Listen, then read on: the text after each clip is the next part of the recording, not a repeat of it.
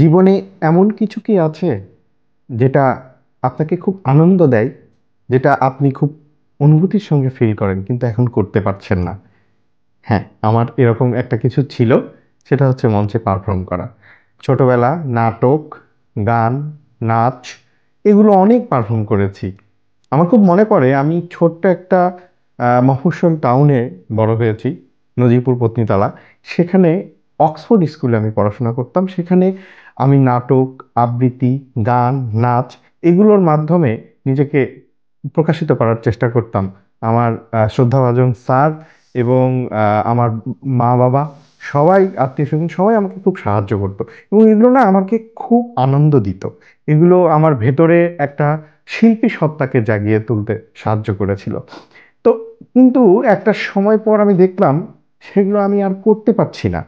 এই সেই হাততালি, সেই বাহবা, সেই চমৎকার অ্যাপিয়ারেন্স, মানুষের একটা আগ্রহ, সেগুলো না আমি হারিয়ে ফেলেছি হঠাৎ করে।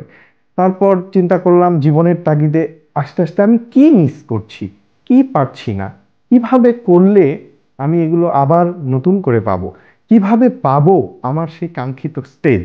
ইয়াস, আমি স্টেজ পারফরমেন্সের কথা বলছি।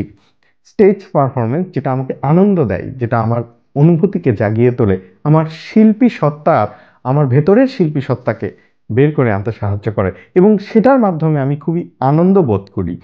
তো এরকম অনেক কিছু বিষয় আছে যেগুলো আসলে আমরা করতে চাই, কিন্তু সেই আস্তে আস্তে জীবনের পথ চলায় সেগুলো হারিয়ে যেতে লাগলো। আসলেই কি সেগুলো হারিয়ে গিয়েছে?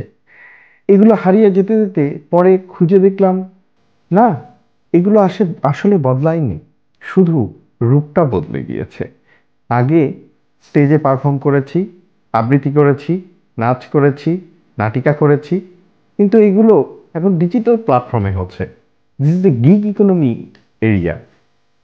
আমরা ডিজিটালাইজেশনের মধ্যে দিয়ে যাচ্ছি, আমরা সোশ্যালাইজেশনের মধ্যে দিয়ে যাচ্ছি, সোশ্যাল প্ল্যাটফর্মগুলো লাইক ইউটিউব, ফেসবুক সব কিছুর মধ্যে দিয়ে যাচ্ছি, যেগুলো আপনারা জানেন, এগুলো নন থিং। বাট আমরা এটাকে রিয়েলাইজ করতে পারছি না যে আমরা কিভাবে নিজেকে প্রকাশিত করব, আমরা নিজেকে কিভাবে আরও তুলে ধরতে পারবো।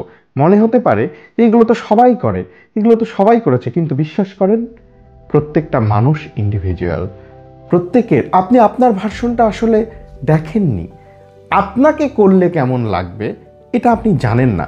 সো আপনি এটাকে ট্রাই করে দেখুন, আপনার ভালো লাগার বিষয়গুলোকে ট্রাই করে দেখুন।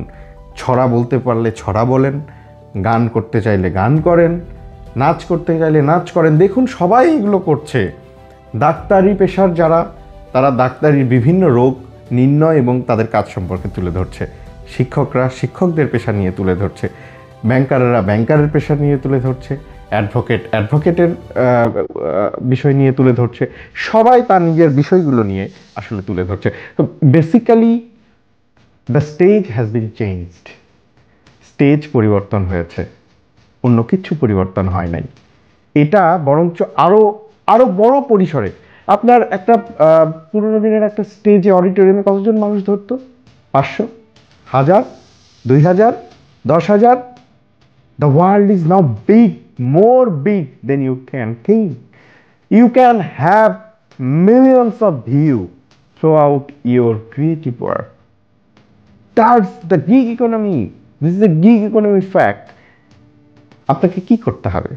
আপনাকে জাস্ট কারেজ নিয়ে আসতে হবে। একটু courage, adaptability and digital platform চালানোর স্কিল, এই কয়েকটা জিনিস নিয়ে এসে আপনি আপনার বেস্ট ভার্সনটাকে বের করে নিয়ে আসতে পারেন। আমি তো শুরু করেছি, আপনি?